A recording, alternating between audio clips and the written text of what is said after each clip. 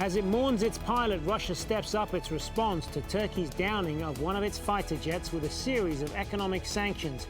We ask, how far will this go and how will it affect the war in Syria? This is Inside Story.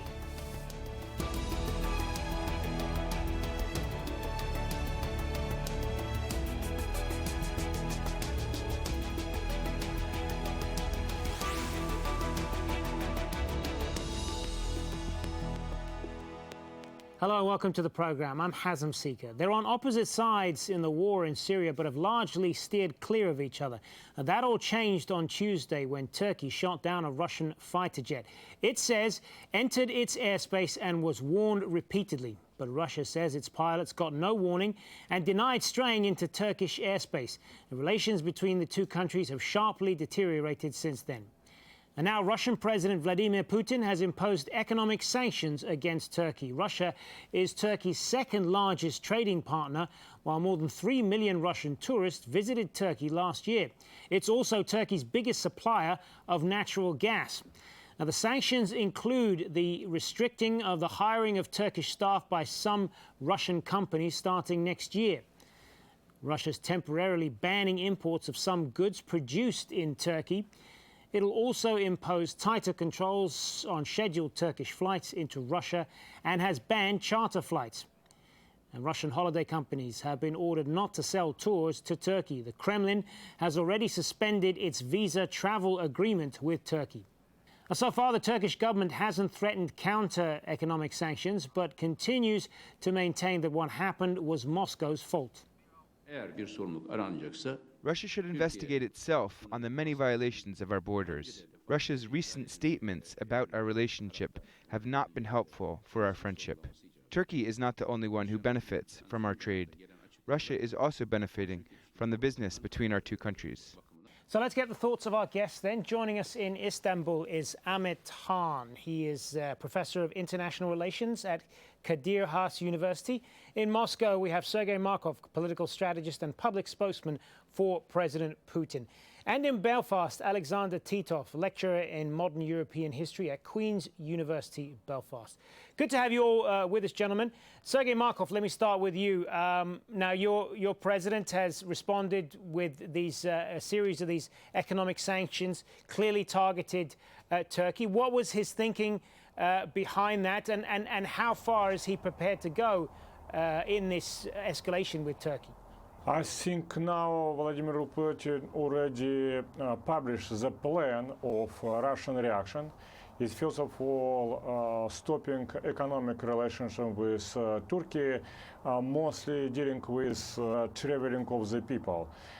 Because if President of Turkey, Mr. Erdogan, still didn't give guarantee that Turkey never repeat such attack against Russian citizens again, it will put millions of Russian tourists in a risky zone. And also, if Turkey citizens will come to on Russian territory to deal with different economic projects, it means that some terrorists can use this crowd of the Turkish citizens. I think it's what will happening, of course, not optimistic. Frankly speaking, for the many years, I was big support of the Russian-Turkey strategic alliance, and now it's very big problem for people like me. But nevertheless, we have to accept that Mr. Erdogan must give guarantee that that Turkish military never will kill Russian citizens again. It's main problems. If Mr. Erdogan will give such guarantee, immediately these Russian measures will be lifted out. Let's put that to Ahmet Han then. I mean, your president, Erdogan, doesn't seem like the kind of person to issue apologies or guarantees that something won't happen. Is he likely to submit to that? No, he will not. Actually, Mr. Erdogan is going out of his way from his usual behavior by not escalating this current situation beyond what it is already reached. This is an indication that he doesn't want to actually escalate the situation. But when it comes to an apology, yes, Erdogan is not someone who would go for an apology.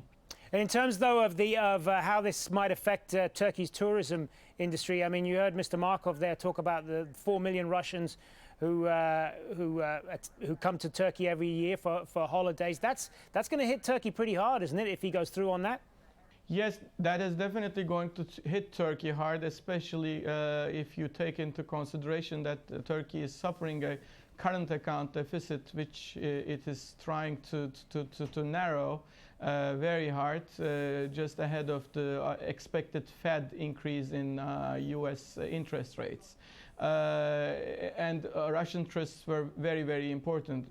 And also, of course, Russian trusts were a sign that Turkey and Russia had all those good relations, and Turkey was a preferred destination for the Russians who were seeking an opportunity for a cheap, affordable holiday.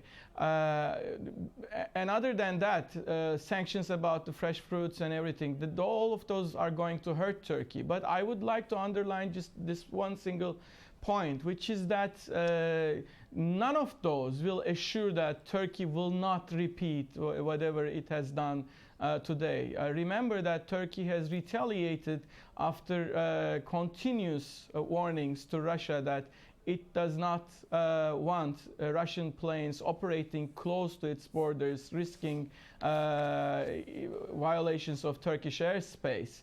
And if such an incident occurs again, it will not be the sanctions which will stop Turkey, but perhaps fear of further escalation can serve that purpose. I think both countries should be sane enough to start to talk bilaterally and de-escalate the situation as soon as possible. But of course, this is me, and taking into consideration again the personalities of the two leaders and how it all plays out, I don't expect that my wishes would come true. Alexander, let's get Alexander Titov's take on that. Fair to say that the longer this goes on, it's not going to be in the interests of either Turkey or Russia for this to be escalated further? Well, I think that's absolutely right, because Turkey is dependent on Russia, Russia is dependent on Turkey, particularly in the current sanctions against Russia by European Union and counter-sanctions on Russia. So adding Turkey on top of the whole of EU is not going to be easy. Same goes for tourism. Egypt, Turkey, biggest destinations for Russian tourists. Egypt is closed because of terrorist threats. Now Turkey is closed as well, so that's certainly will affect Russia as much as it affects Turkey. But I think what's important to know is not so much the repercussions of the sanctions, which will be bad, but the underlying issue behind this incident. I agree that the best way to do it, they have to de-escalate and they have to start talking to each other. The first thing would be, of course, to start talking about the incident itself. But I think also important is to start talking about the underlying differences which led to this incident. And I think that's what you said in your introduction, issue of essentially supporting opposite sides in the Syrian civil war. Unless they start to address that issue, these incidents will have a potential to recur. Sergei Markov, obviously there's different versions of what exactly happened here. The Turks have said that it was the Russian plane violated its airspace. The Russians have denied that. Not going to get into all of that, but in terms of how this might affect the broader relationship between Russia and the West, because a number of Western countries have backed up Turkey's story on this. How do you think this is going to affect Russia's dealings with the West? I think they are not so clear how this accident will influence Russian-Western relations, but more probably the relations with such relations will be a little bit improved. First of all, because Western countries, of course, don't want to have any real war between Russia and NATO, And the Western countries don't want to be depend on very unpredictable behavior of Mr. Erdogan. It's absolutely clear, doesn't matter if it was on Turkey territory or Russian territory, but of course, by the way, the fact very still that parachute had been used by pilot exactly on the Syrian territory, but most important, it was no real threat. And of course, Western countries don't want to depend on unpredictable behavior. Also, this accident shown very well that Turkish authority really involved in cooperation with Islamic State and other terroristic groups like Al-Nusra, for example, because a Russian pilot had been killed exactly by activists of Al-Nusra and who been Turkish citizen and who been member of Grey Wolves, are nationalistic neo-fascist organizations, and by the way, the son of the Turkish mayor of some of the city, and so it means belong to the Turkish elite. And this fact that show Western countries that they have to do something with Turkish present leadership. Already we saw demand from Washington that Turkey should really close its border with Syria. It means not help terrorists of Islamic State and Al-Qaeda. All right, I want to talk more about how this is going to affect the situation in Syria. As we said earlier, they're on opposite sides when it comes to the Syrian government. But Russia and Turkey also have a common enemy. They both say they're fighting ISIL. But the two nations have accused each other of helping the armed group, while at the same time insisting they are battling the fighters who have large stretches of land in Iraq and Syria. Russia supports Syrian President Bashar al-Assad and has been accused of going after groups that oppose him instead of ISIL. But Turkey wants Assad gone and has been supporting rebels fighting against Assad's government. So, Amit Khan, let me turn back to you on this. There has been this, I mean, up until this incident, Russian-Turkish relations have, for the most part, been cordial. But there's always been this difference that they've had on Syria, but it's been kind of put to one side. But that has very much now come into the open, hasn't it? Yes, you're right. The two parties seem to have a tacit agreement on compartmentalizing their relations. They did not want to mix the economic basket of issues to the strategic basket, which largely constitutes of what is happening in Syria, but also in Crimea, I should add. The current situation actually will decrease Russia's soft power on Turkey to an extent, because the sanctions, if they are in place, would actually break all those interdependencies. One interdependency, though, will remain, which is about the energy side. But I don't think that the Russian side can afford, at least at the present level of escalation, to be seen from Europe too as a country who resorts to using energy as a weapon, as a leverage in its diplomatic relations, especially considering all the criticism it has received earlier on this very agenda item. I do believe that Russia will refrain from doing that. On the other hand, the two parties actually does not have overlapping definitions of what ISIS is, what constitutes ISIS elements on the ground, which groups are ISIS groups, which are not. And I do believe that as long as this prevails, their coordination will be hard, to say the least. On the other hand, in my take of the issues, I don't think that what is important for Russia at this present moment is particularly one group or the other. Russia is actively trying to turn this conflict in Syria to a conflict which has all black and white parties to it. Of course, white in this case meaning for Russia Assad, and black meaning ISIS. That will help Russia in their assessment, I understand, to consolidate support for Assad's, or rather Ba'athist regime's survival.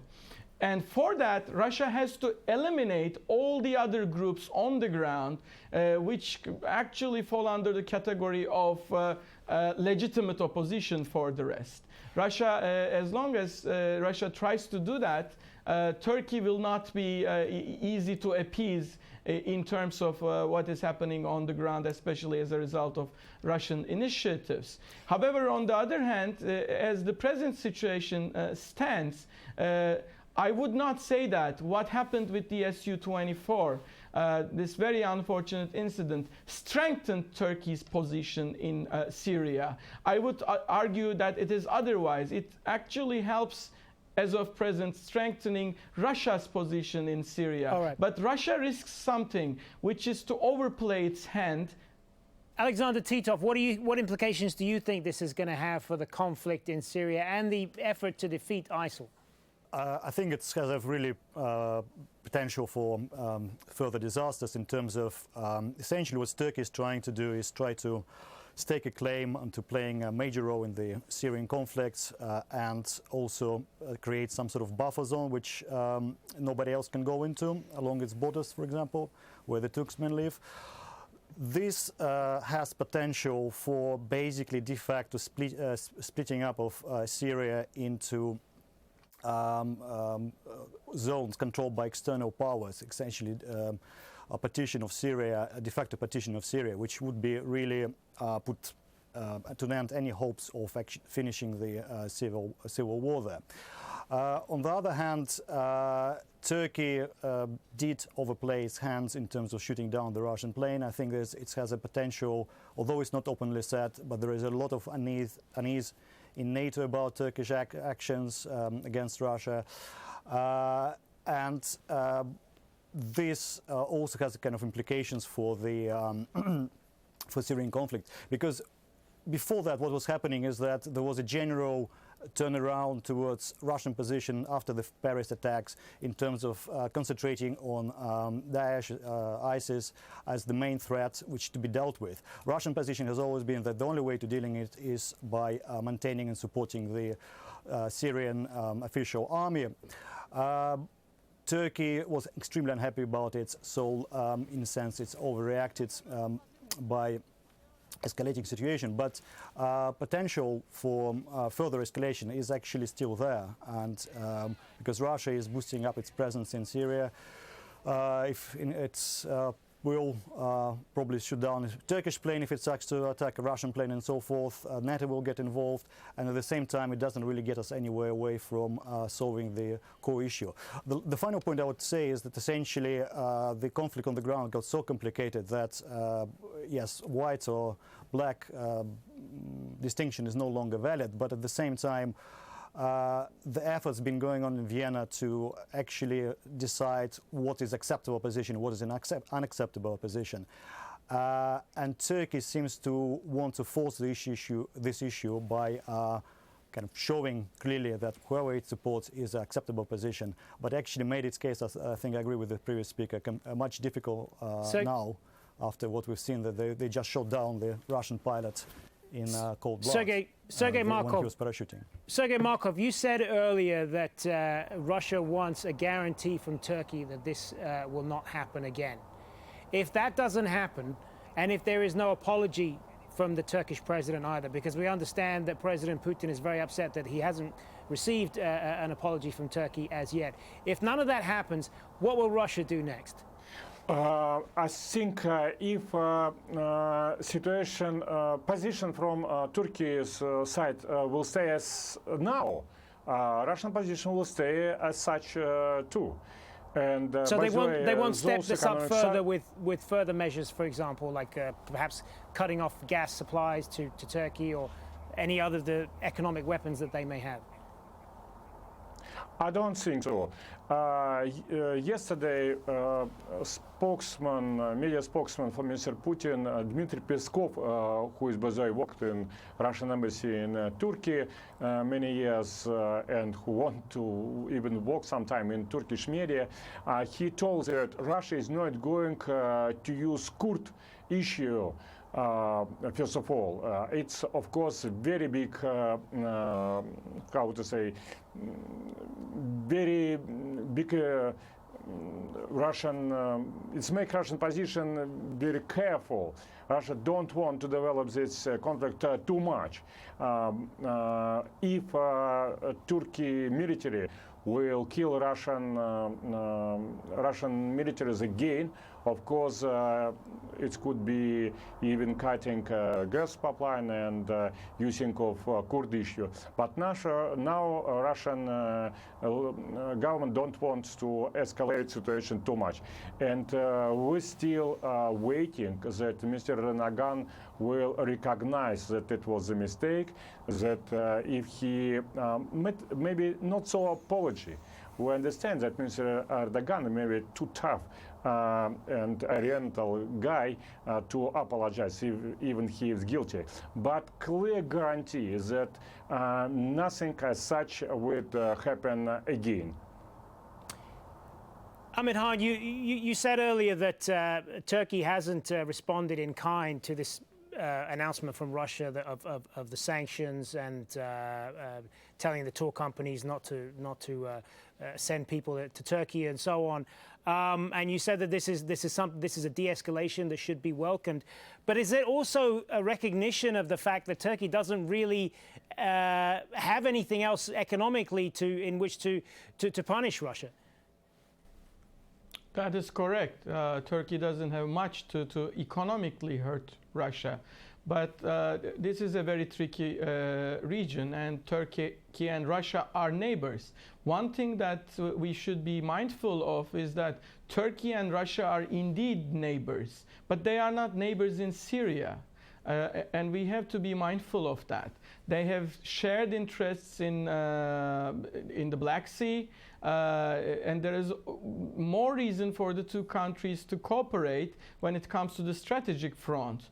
Remember Turkish-Russian relations in 1990s when Turkey had some nascent support for what was happening in Chechnya, and today the situation is vice versa, and Turkey's strategic interests are really hurt, at least at the level that Mr. Erdogan and Mr. Davutoğlu perceives them to be. So I do think that Turkey and Russia, when they need to hurt each other, they have different tools, but that doesn't mean that those tools are not as effective as each other, because they do not overlap in one field, but they are actually working in different ways. I do believe that Turkey, being the largest, one of the two largest customers of Russia's energy, has importance for Russia too. What Turkey has done strategically might be called not very rational. However, if you take into consideration the criteria of unpredictability, I do not think that what Turkey has done was unpredictable. This was something in the making, and it happened, unfortunately, again. Because Turkey has warned Russia repeatedly about these violations of airspace in Syria. The same happens in the Black Sea. Same happens in the Black Sea. Alexander Titov, I'll give the last word to you in the minute that we've got left. How do you see this playing out? You think there's a chance that we may see further incidents like this? I hope not, and I think even Turkey understands that it went too far. However, it's difficult for Erdogan to apologize. What I think we'll do is there'll be a prolonged period of tense relations between Russia and Turkey. They're not going to completely abandon the trade, but new projects such as Turkish Stream will not happen now. But at some point they will have to sit down and sort out the differences over Syria in a rational and calm manner, not by shooting each other's planes, essentially. All right, and on that note, we're going to have to leave it. Alexander Titov, Sergei Markov, and Amit Khan, thanks very much for being on Inside Story. And thank you for watching another show. As always, you can leave your comments on the program's page of our website. That's aljazeera.com. And we're also on Facebook. You can post your views on facebook.com/AJ Inside Story. We're also on Twitter as well. Tweet us at AJ Inside Story is the handle. From me, Hazem Sika, and all the team here. Bye for now.